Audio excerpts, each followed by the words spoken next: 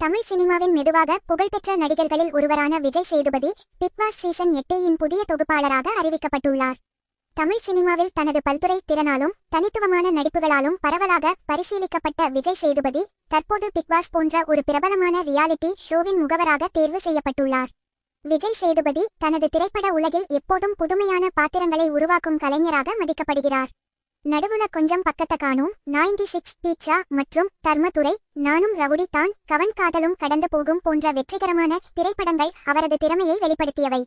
அவ்வப்போது தனி நடிப்புகளுக்கு மட்டுமல்லாமல் சமூக கட்டமைப்புகளில் மாற்றத்தை ஏற்படுத்தும் பாத்திரங்களில் நடிப்பது அவரது ஸ்டைல் ஆகும். பிக் பாஸ் சீசன் 8 இல் விஜய் சேதுபதி நிகழ்ச்சியின் தொகுப்பாளராக மாறுவதன் மூலம் புதிய அனுபவங்களை, சவால்களை மற்றும் மிரட்டல்களை நேரடியாக பரிசோதிக்கவிருக்கிறார்.